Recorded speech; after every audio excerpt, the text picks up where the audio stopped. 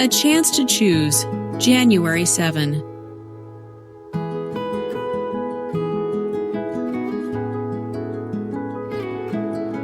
But of the tree of the knowledge of good and evil thou shalt not eat of it, for in the day that thou eatest thereof thou shalt surely die.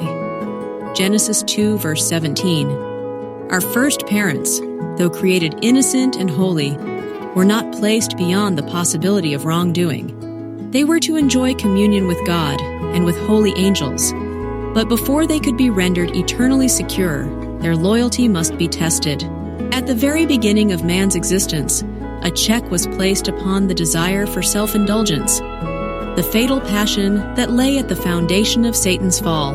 The tree of knowledge, which stood near the tree of life in the midst of the garden, was to be a test of the obedience, faith, and love of our first parents. While permitted to eat freely of every other tree, they were forbidden to taste of this, on pain of death.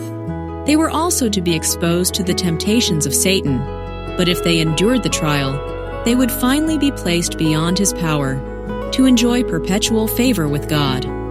God might have created man without the power to transgress his law. He might have withheld the hand of Adam from touching the forbidden fruit, but in that case, man would have been not a free moral agent, but a mere automaton. Without freedom of choice, his obedience would not have been voluntary, but forced. There could have been no development of character. It would have been unworthy of man as an intelligent being, and would have sustained Satan's charge of God's arbitrary rule. God made man upright.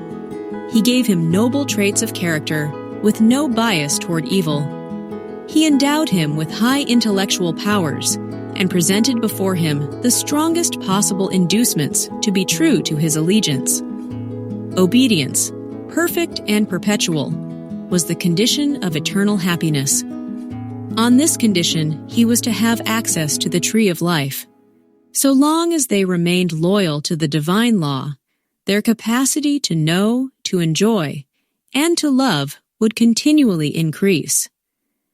They would be constantly gaining new treasures of knowledge, discovering fresh springs of happiness, and obtaining clearer and yet clearer conceptions of the immeasurable, unfailing love of God.